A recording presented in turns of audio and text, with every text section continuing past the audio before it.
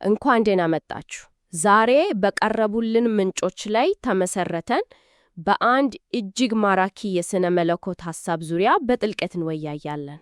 አዎ፣ የዛሬው ትኩረታችን ጌታ ኢየሱስ ክርስቶስ እውነተኛው ብርሃን ነው በሚለው ጭብጥ ላይ ነው። የዛሬው ዓላማችንም ይህንን የብርሃን ሐሳብ መነሻ አድርገን ከጀርባው ያለውን ምሳሌያዊ ትርጉም መፍታት ነው። በትክክል ከፍጥረት መጀመሪያ ላይ ከነበረው ብርሃን ይሁን ከሚለው ቃል ተነስተን ይህ ጽንሰ ሐሳብ ከትላልቅ የሕይወት ጥያቄዎች ጋር እንዴት እንደሚተሳሰር እናያለን። በጣም ጥሩ። እስቲ ውይይታችንን ሁላችንም ከምናውቀው ኃይለኛ ምስል እንጀምር። ከዘፍጥረት መጽሐፍ ብርሃን ይሁን ከሚለው ቃል የመጀመሪያው የፍጥረት ተግባር። አዎ፣ ነገር ግን የቀረቡልን ጽሑፎች እንደሚጠቁሙት ይሄ ገና ጅማሬው ነው። ከዚህ የዘለቀና በጣም ጥልቅ የሆነ እውነተኛ ብርሃን እንዳለ ያሳያሉ። እስቲ ይህንን ሐሳብ መዘርዘር እንጀምር። ጽሑፎቹ ጌታ ኢየሱስ የዓለም ብርሃን ተብሎ እንደተገለጸ በግልጽ ያስረዳሉ። አዎ፣ ለምሳሌ በዮሐንስ ወንጌል ላይ ደጋግሞ የተጠቀሰ ሐሳብ ነው። ዮሐንስ 8 ላይ እኔ የዓለም ብርሃን ነኝ ይላል። የሚከተለኝ የሕይወት ብርሃን ይሆንለታል እንጂ በጨለማ አይመላለስም። ልክ ከዛ በፊት ደግሞ ዮሐንስ 1 ላይ ለሰው ሁሉ የሚያበራው እውነተኛው ብርሃን ወደ ዓለም ይመጣ ነበር ይላል። እዚህ ላይ እውነተኛው የምትለዋ ቃል በጣም ወሳኝ ይመስለኛል። በጣም ቁልፍ ቃል ነች።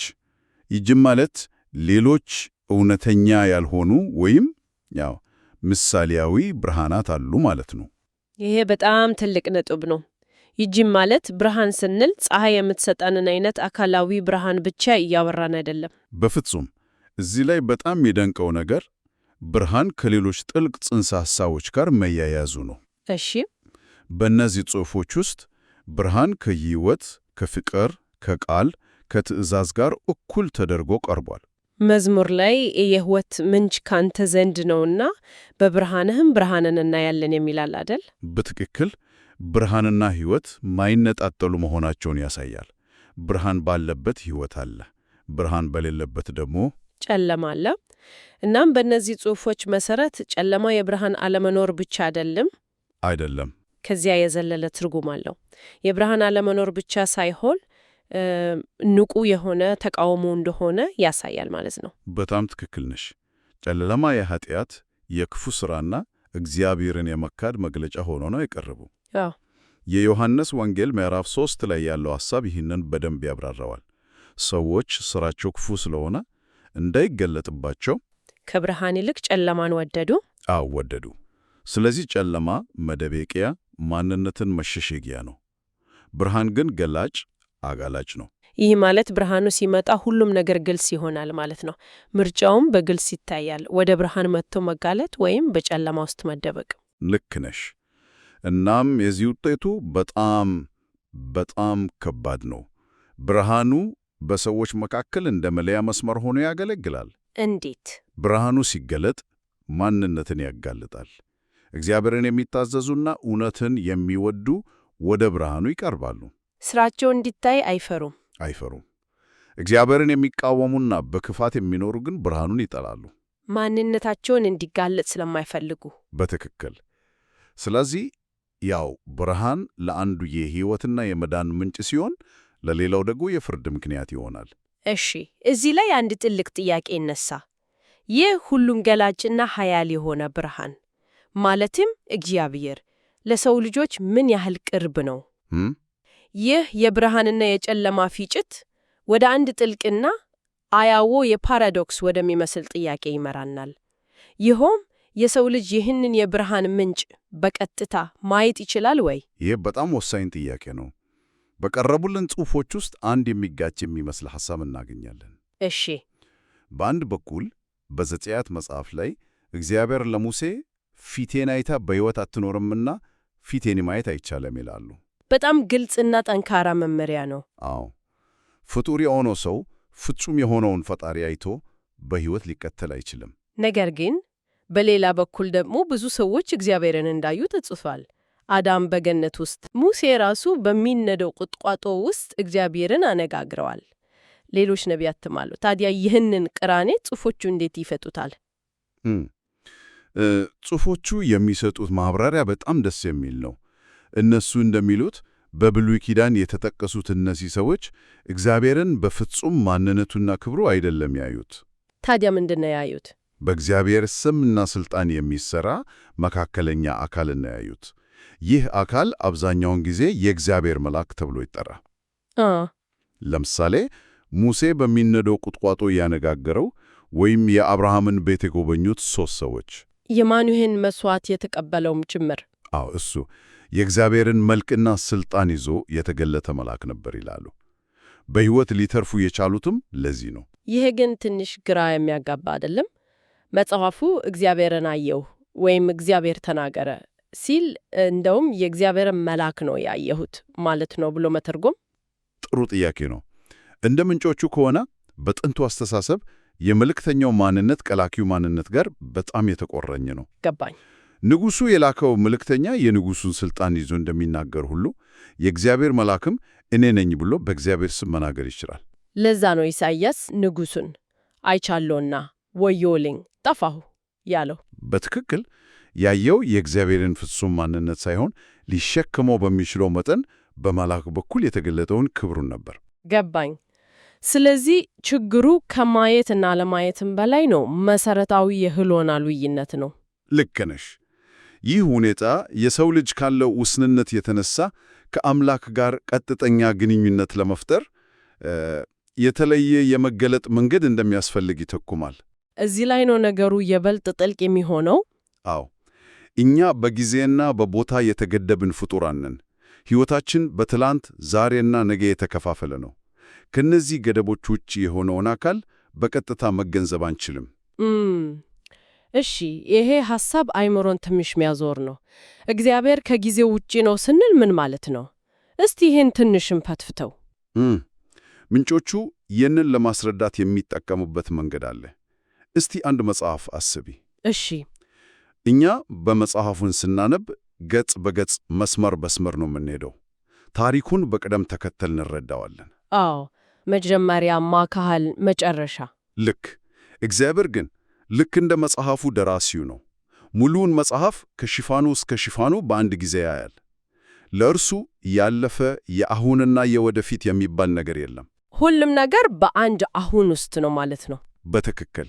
ጊዜና ቦታ ራሳቸው በእርሱ የተፈጠሩ ነገሮች ናቸው። ይህ በጣም አስደናቂ ማብራሪያ ነው። ስለዚህ እኛ በመጽሐፉ ውስጥ ያለን ገጸ ባህሪያት እንደማለት ነን። ልክ እንደዛ ማለት ትችያለሽ።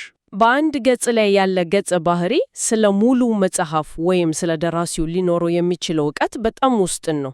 ደራሲውን በቀጥታ ማየት አይችልም፣ በፍጹም አይችልም። እናም በጊዜ የተገደበ ፍጡር ጊዜን የፈጠረውና ከጊዜ ገደብ ውጭ የሆነውን ፈጣሪ እንዴት ሊረዳው ይችላል? አይችልም። በመካከላቸው ያለው ገደል ሊደፈን የማይችል ነው። ታዲያ መፍትሄው ምንድን ነው? ፍጡር ፈጣሪውን አይቶ መኖር ካልቻለ ግንኙነቱ እዛው ላይ ያበቃል ማለት ነው። እዚህ ላይ ነው ምንጮቹ እጅግ ስር ነቀል የሆነ መፍትሄ የሚያቀርቡት። አዎ፣ መፍትሄው እኛ ወደ ላይ ወጥተን ፈጣሪን መረዳት ሳይሆን ፈጣሪው ራሱ ወደ እኛ ዓለም መምጣት ነበረበት የሚለው ሐሳብ ነው። በትክክል። ደራሲው ራሱን በታሪኩ ውስጥ እንዳንድ ገጸ ባህሪ አድርጎ ጻፈው እንደማለት ነው። ዋው! ይህም ሥጋ መልበስ የሚባለው ጽንሰ ሐሳብ ነው። ጽሑፎቹ እግዚአብሔር ራሱን ባዶ አድርጎ ፍጡር ሆኖ ራሱን ባዶ አድርጎ፣ አዎ፣ ማለትም ኢየሱስ ማየት የማይቻለው የማይዳስሰውና ወሰን የሌለው አምላክ የሰውን ሥጋ ለብሶ በጊዜና በቦታ ውስጥ ገብቶ በሰዎች መካከል ተመላለሰ። በዚህም የሰው ልጆች ሳይሞቱ እግዚአብሔርን ማየት፣ መስማት፣ እንዲያውም መንካት ችሏል ይላሉ። ልክ ነሽ። አንድ ሰከንድ። ይህ ማለት አይታችሁኝ በሕይወት አትኖሩም ያለው አምላክ ራሱ ሰዎች አይተውት በሕይወት እንዲኖሩ መንገድ ፈጠረ ማለት ነው። አዎ፣ ይህንን የሚያጠናክረው ከእኛ ዮሐንስ 1:1 ላይ ያለው ሐሳብ ነው። እሺ፣ በዓይኖቻችን ያየነው የተመለከትነውም በእጆቻችንም የዳሰስነው ስለ ሕይወት ቃል እንመሰክራለን ይላል። ይሄ እኮ በጣም ትልቅ ነገር ነው። ከሰው አቅም በላይ የነበረው አምላክ ለሰው ልጅ ቅርብና ተደራሽ ሆነ ማለት ነው። በትክክል። ቀደም ሲል የነበረው ሕግ የተሻረው ሳይሆን በተለየና በማንም ባልተጠበቀ መንገድ የተፈጸመው ነው። እንዴት? እግዚአብሔር በፍጹም ክብሩ ቢገለጥ ሟች የሆነው ሰው ሊቋቋመው አይችልም ነበር። ነገር ግን እግዚአብሔር ራሱ የሰውን ተፈጥሮ ሲለብስ ያንን መለኮታዊ ክብር በሰው ልጅ አቅም ልክ ገለጠው። ሥጋ መልበስ ወሰን የሌለው አምላክ በወሰን ውስጥ ራሱን የገለጠበት ድልድይ ሆነ። በትክክል ይሄ የሥጋ መልበስ ሐሳብ መነሻችን ለነበረው የብርሃን ጭብጥ አስደናቂ የሆነ መደምደሚያ ይሰጠዋል። በጣም መጀመሪያ ላይ ስለ ፀሐይና ጨረቃ ብርሃን ስናወራ ነበር። እነሱ አካላዊ ብርሃንን ይሰጡናል። አሁን ግን በምልክቶቹና በእውነተኛው ብርሃን መካከል ያለውን ግልጽ ልዩነት እናያለን። እሺ፣ በእነዚህ ጽሑፎች ውስጥ ፀሐይ፣ ጨረቃ፣ ከዋክብት እንዲያውም የኤደን ገነት ብርሃን ሁሉ የእውነተኛው ብርሃን ምልክቶች ወይም ጥላዎች እንደሆኑ ተገልጿል። ፀሐይ ራሷ የብርሃን ምንጭ ሳትሆን ምልክት ነች ማለት ነው። አዎ፣ አካላዊ ብርሃንን ትሰጣለች፣ ነገር ግን ወደ እውነተኛው የብርሃን ምንጭ የምታመለከት ምልክት ነች። ታዲያ እውነተኛው ብርሃን ሲመጣ እነዚህ ምልክቶች ምን ይሆናሉ? የእነርሱ አስፈላጊነት ያበቃል ማለት ነው? ምንጮቹ ይህንን ጥያቄ ለመመለስ በራእይ መጽሐፍ የተገለጸውን የመጨረሻውን ራእይ ይጠቅሳሉ። እሺ፣ በአዲሱ ዓለም በአዲሲቱ ኢየሩሳሌም የፀሐይና የጨረቃ ብርሃን አያስፈልግም። ራእይ 21:13 ላይ የእግዚአብሔር ክብር ስለሚያበራላት መብራቷም በጉ ስለሆነ ከተማይቱ ፀሐይ ወይም ጨረቃ እንዲያበሩላት አያስፈልጋትም ነበር ይላል። ይህ ማለት እውነታው ስለመጣ ምሳሌዎቹ አያስፈልጉም ማለት ነው? በትክክል እግዚአብሔርና በጉ ያም ኢየሱስ ራሳቸው የብርሃን ምንጭ ይሆናሉ። ይህ ማለት የፍጥረት የመጀመሪያው ቃል ብርሃን ይሁን የሚለው በመጨረሻ እግዚአብሔር ራሱ ብርሃን ወደሚሆንበት ፍጻሜ ይደርሳል ማለት ነው። በጣም የሚገርም ነው። እጅግ በጣም። ታዲያ አማኞች በዚህ ሁሉ ውስጥ ምን ሚና አላቸው? ብርሃኑ እግዚአብሔር ከሆነ የእነርሱ ድርሻ ምንድን ነው? እነዚህ ጽሑፎች እንደሚሉት አማኞች የብርሃን ምንጭ አይደሉም። ነገር ግን ብርሃንን አንጸባራቂዎች ናቸው። በማቴዎስ 5:14 ላይ እናንተ የዓለም ብርሃን ናቸው የሚለው ቃል ይህንን ያመለክታል። ይህንን ለመረዳት ጥሩ ምሳሌ ጨረቃ ነች። ልክ ነሽ። ጨረቃ የራሷ የሆነ ብርሃን የላትም። ነገር ግን የፀሐይን ብርሃን ተቀብላ በጨለማው ሌሊት ታንጸባርቃለች። በተመሳሳይ አማኞች ከእውነተኛው ብርሃን ከክርስቶስ የተቀበሉትን ብርሃን ለጨለማው ዓለም መልሶ እንዲያንጸባርቁ ተጠርቷል። አዎ፣ ትንሽና ብርሃናት ይሆናሉ ይላሉ። የዛሬውን ውይይት ስናጠቃልል ጉዟችንን የጀመርነው ከመጀመሪያው ብርሃን ይሁን ከሚለው አካላዊ ቃል ነበር። ከዚያም ብርሃን በሕይወት እና ከእውነት ጋር እንዴት እንደተገናኘ፣ ጨለማ ደግሞ ከኃጢአት ጋር ያለውን ግንኙነት አየን። ይህ ደግሞ ወደ አንድ ትልቅ አጣብቅኝ መራን። ውስን የሆነው ሰው ወሰን የሌለውን አምላክ አይቶ መኖር እንደማይችል ተረዳን። ከዚያም መፍትሄው ከሰው ሳይሆን ከእግዚአብሔር እንደመጣ ተመልክተናል። ይህም ሥጋ መልበስ ነው። ወሰን የሌለው አምላክ በጊዜና በቦታ ውስጥ ራሱን በመግለጥ የማይታየው እንዲታይ፣ በማይዳሰሰው እንዲዳሰስ አረገ። በመጨረሻም ሁሉም ምሳሌያዊ ብርሃናት ቦታቸውን ለእውነተኛው ብርሃን ሲለቁ እግዚአብሔር ራሱ የዘላለም ብርሃን ወደሚሆንበት የመጨረሻው ፍጻሜ ደርሰናል።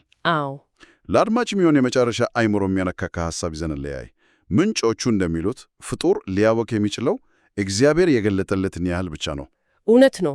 አሁንም ቢሆን እንደ እግዚአብሔር ፍጹም ማንነት ያሉ ነገሮች ሙሉ ትርጉማቸው ከሰው ልጅ የመረዳት አቅም በላይ ናቸው። እንግዲያው ብርሃን እውነትን የሚገልጥ ከሆነ፣ ነገር ግን የዚያ ብርሃን የመጨረሻ ምንጭ ሙሉ በሙሉ ከማስተዋል በላይ ከሆነ ይህ ስለ እውቀትና ስለ እምነት ምን ይጠቁመናል? በሚገለጥልን ነገርና ምስጢር ሆኖ በሚቀረው መካከል ያለው ግንኙነት ምን ሊሆን ይችላል?